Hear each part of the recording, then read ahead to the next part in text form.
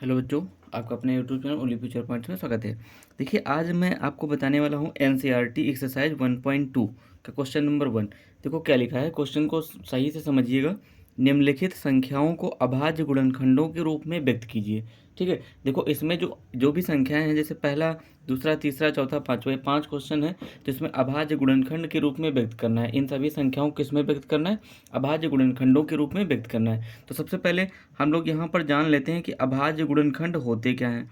देखो, सबसे पहले ध्यान देते हैं अभाज्य गुणनखंड। अभाज्य गुणनखंड वो होते हैं जो किसी भी संख्या से ना कटे।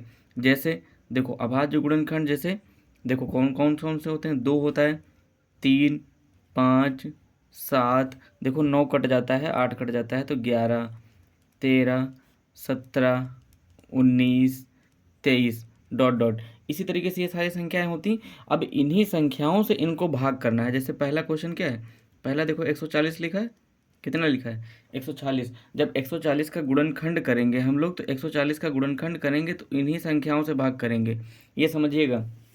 जैसे यहाँ पर पहले 2 से भाग करेंगे, 2 से नहीं जा रहा, फिर 3 से करेंगे, 3 से नहीं जा रहा तो 5 से करेंगे, और इसके अलावा 4 से नहीं करेंगे। चलो अच्छा, सबसे पहले 2 से करते हैं, क्योंकि लास्ट में 0 है तो ये 2 से कट जाएगा, तो 2 से 14, ठीक है, और फिर 0 आ जाएगा। फिर 2 से करते हैं, तो 2 से इसको करेंगे तो कितना आ जाएगा? 35 दूना 70 होता है, तो 35 आ जाएगा। अब देखो 2 से नहीं कटेगा तो 3 से काटेंगे, 3 से भी नहीं कटेगा क्योंकि इसका योग नहीं कट रहा है। तो अब हम लोग 5 से काटेंगे, 5 से काटेंगे तो 5 से कितना आएगा? देखो 5 सते 35 आ जाएगा। अब 7 से काटेंगे तो 7 एकम 7 आ जाएगा। तो देखो 140 का गुणनखंड क्या आएगा? देखो 140 का गुणनखंड आ जाएगा 2 इंटू 2 इंटू 5 इंटू 7। आ गया ना? तो इसको क्या लिख सकते हो? इसको लिख सकते हो 2 की पावर 2 इंटू 5 इंटू 7। यानी ये इसके 140 के अभाज्य गुणनखंड आए। ये किसके आ गए? 140 के अभाज्य गुणनखंड। इस चीज़ को ध्यान दीजिएगा, 140 के अभाज्य गुणनखंड हैं ये 2 की पावर 2 इंटू 5 इंटू 7। ठीक, पहला क्वेश्चन समझ में आ गया उम्मीद है। अब सेकेंड नंबर देखिए, सेकेंड नंबर में क्या कह रहा है? सेकेंड नंबर में कह रहा है 156 कह रहा है ना। तो अब हम लोग देखो 156 का जब गुणनखंड करेंगे तो सबसे पहले किससे भाग करेंगे? तो हम लोगों को पता होना चाहिए, सबसे पहले 2 से करेंगे, और लास्ट में सम संख्या है तो 2 से कट जाएगा, है ना। 2 से 14, 7 बार जाएगा। अब यहाँ पर 15 से 14 जाएगा, 1 16 बच जाएगा, तो 2 8 16। अब फिर किससे करेंगे? फिर 2 से करेंगे क्योंकि लास्ट में 8 आ रहा है, तो 2 से करेंगे तो 2 3 6, 2 3 6 और दोनों 18। इसको अलग से भाग भी कर सकते हो, या तुम उसको भाग करना चाहो अलग से गुणनखंड के रूप में तो भी कर सकते हो। अब देखो 2 से नहीं कटेगा, 9 3 12 हो जाएगा, 12 3 से कट रहा है तो ये भी 3 से कटेगा, तो 3 एक कम 3, है ना, और फिर 3 त्रिक 9। अब 13 देखो, 13 इसमें से ये एक अभाज्य संख्या ही आ गई, तो अभाज्य संख्या 13 किसी से नहीं कटता है, तो 13 एक कम 13 आ जाएगा, है ना। तो 156 का गुणनखंड क्या आएगा? देखो 156 का गुणनखंड आ जाएगा 2 इंटू 2 इंटू 2 इंटू 2 हो गया, है ना, 3 इंटू 13। तो इसको ऐसे भी लिख सकते हो कि 156 बराबर 2 की पावर 2 इंटू 3 इंटू 13। ठीक है, तो ये इस तरीके से हो जाएगा। देखिए हम लोग पहला और दूसरा क्वेश्चन को लगा चुके हैं। 140 का अभाज्य गुणनखंड 2 की पावर 2 इंटू 5 इंटू 7 आ गया था। इसी तरीके 156 का गुणनखंड 2 की पावर 2 इंटू 3 इंटू 13 आ चुका है। ठीक है, अब क्वेश्चन नंबर हम लोग थर्ड लगाते हैं, और थर्ड के बाद फोर्थ और फिफ्थ को लगाते हैं। देखो क्वेश्चन नंबर जब थर्ड लगाएंगे, थर्ड में देखिएगा, थर्ड में क्या लिखा हुआ है?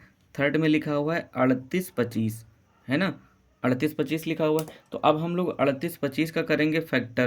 तो देखो 38 25 के लिए एक चीज़ ध्यान दीजिएगा, जब लास्ट में 0 और 5 आता है तो वो केवल 5 से ही कटता है, क्योंकि ये ना 2 से कटेगा, ना 3 से कटेगा, ना ही 2 से, ना ही 3 से, केवल 5 से कटेगा। तो 5 से इसको भाग करेंगे, 5 से इसको भाग करेंगे तो 5 सते 35, 7 बार जाएगा ना, और 3 आ जाएगा, 5 छक्का 30, और फिर कितना आ जाएगा? पचम 25 आ जाएगा, नहीं आ जाएगा? 5 5 सते 35, 3 आ गया 32, 5 छक्का 30 और पचम 25।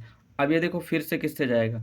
अब इसको ध्यान दीजिएगा, हाँ देखो ये 3 से भी जा सकता था, इसको 3 से भी काट भाग कर सकते हो, उसमें कोई दिक्कत नहीं। चलिए अब हम लोग 38 25 का करते हैं।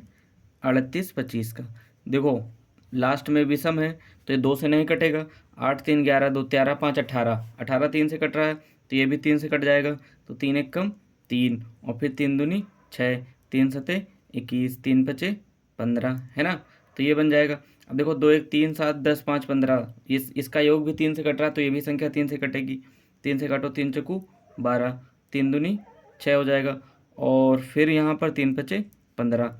अब देखो लास्ट में 5 आ गया, तो अब ये 5 से ही कटेगा जाके, 5 से काटोगे तो 5 40 और फिर 5 25। अब ये किससे कटेगा, 5 से कटेगा और 17 से कटेगा। अब 17 किससे कटता है, तो ध्यान दीजिएगा 17 केवल 17 से ही कटता है, इस चीज़ को ध्यान देना। अब यहाँ पर ध्यान दीजिएगा 38 और 25 का जो फैक्टर आया हुआ है, क्या आया हुआ है, देखो 3 × 3 × 5 × 5 और ×17 ये आया हुआ है। तो इसको हम लोग ऐसे भी लिख सकते हैं, यानी 38 25 इक्वल टू, इसका अभाज्य गुणनखंड देखो 3 2 बार है तो 3 की पावर 2 लिख लेंगे, यानी घात में 5 2 बार है तो 5 की पावर 2 लिख लेंगे और 17। तो ये आ जाएगा 3 की पावर 2 × 5 की पावर 2 और ×17। ठीक है। अब देखो पहला क्वेश्चन हो चुका था, दूसरा भी हो चुका था, तीसरा, चौथा। अब देखते हैं चौथा क्वेश्चन। चौथा क्वेश्चन देखो क्या लिखा है, 5005। चौथे क्वेश्चन में क्या है, देखो 5005। चलो अब इसको भाग करते हैं। अब ये 2 से नहीं कटेगा, कटेगा क्या, नहीं कट सकता है। अब 2 से नहीं कटेगा तो ये फिर 3 से, 5 5 10, 3 से भी नहीं कटेगा, तो ये कटेगा बच्चों डायरेक्ट 5 से ही कटेगा, 5 से कटेगा। देखो 5 1 5, ये 0 आ जाएगा, ये भी 0 आ जाएगा, 5 1 5 आ जाएगा। ठीक है। अब देखो ये 5 से भी नहीं कटेगा, अब 1 आ गया है लास्ट में। अब कटेगा ये 7 से, 7 से काटते हैं तो 7 1 7, 10 से 7 जाएगा, 3 बचेगा, 7 चौक 28 और फिर कितना आ जाएगा, 7 3 21। अब ये किससे कटेगा, देखो 143 है तो 143 से 7 से भी नहीं कटेगा, ना ही 11। अब 11 से कटेगा जाके, तो 11 से काटोगे तो 11 1 11 हो जाएगा, 14 से 11 जाएगा 3 और 11 33 और 13 एक खुद में एक अभाज्य संख्या है ना, तो 13 1 13 हो जाएगा। तो इसका गुणनखंड क्या आ जाएगा, देखो 5005 का क्या आ जाएगा, 5005 का आ जाएगा 5 × 7 × 11 × 13। इसका गुणनखंड यही आ जाएगा। ठीक है। अब देखते हैं इसका अगला क्वेश्चन है 5 नंबर। 5 नंबर में क्या कह रहा है क्वेश्चन, 5 नंबर में कह रहा है 74 29, 74 29 कह रहा है। चलो अब इसको देखते हैं। अब देखो 74 29 2 से तो बिल्कुल नहीं कट सकता। कट सकता है क्या, 3 से, 2 से इसलिए नहीं कट सकता क्योंकि लास्ट में संख्या है विषम, इस चीज़ को ध्यान दीजिएगा। अब जैसे हम लोग 3 से कटे तो 3 से काटने का नियम क्या होता है, इनका योग भी 3 से कटना चाहिए। देखो 7 4 11 2 13 और 13 9 22 होता है, 3 से भी नहीं कट रहा। 5 से नियम क्या होता है, जिसके लास्ट में 0 और 5 होना चाहिए। 7 से भी नहीं कटेगा, इसी तरीके 11 से 13 से नहीं कटेगा। सबसे हम लोग भाग करेंगे तो 17 से पहले कटेगा, किससे कटेगा जाके, 17 से। तो 17 चक्कू 68 और 17 पचे 85, 17 चक्कू 68 हो जाएगा। तो यहाँ पर आ जाएगा 4 और 68, 74 से 68 घटाएंगे तो 74 से 68 घटाएंगे तो बचेगा 6 और यहाँ पर बचेगा 62 हो जाएगा ना। फिर 17 × 51, 17 × कितना हो जाएगा, 17 × 51। अब यहाँ पर बचेगा 17 × 51, 62 से 51 घटाओगे तो कितने बचेंगे, 11 और 17 7 119, है ना। अब इसको काटेंगे, किससे कटेगा, अब ये कटेगा 19 से। देखो 19 दूना 38 और 43 से 38 जाएगा, 5 बचेगा, 19 से 57।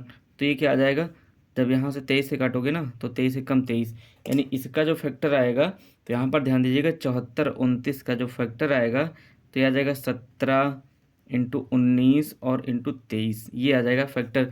ये अभाज्य गुणनखंड थे, ये हमारा पहला क्वेश्चन था जो कि इम्पोर्टेंट था, इस चीज़ को ध्यान दीजिएगा। अभाज्य गुणनखंड के रूप में ये कंप्लीट हुआ है, अभाज्य गुणनखंड है। तो अभाज्य गुणनखंड में सबसे पहले चीज़ों को समझिएगा, ये ध्यान रखिएगा ये बात कि अभाज्य गुणनखंड केवल 2 3 5 7 11 13 17 19 23, इसके अतिरिक्त किसी भी संख्याओं से नहीं काटना है। जो अभाज्य संख्याएं हैं उन्हीं संख्याओं से काटना है। ठीक है बच्चों, लाइक शेयर सब्सक्राइब कर देना, आपका काम है।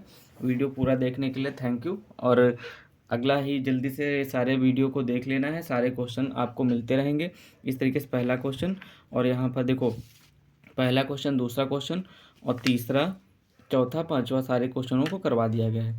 ठीक है, थैंक यू।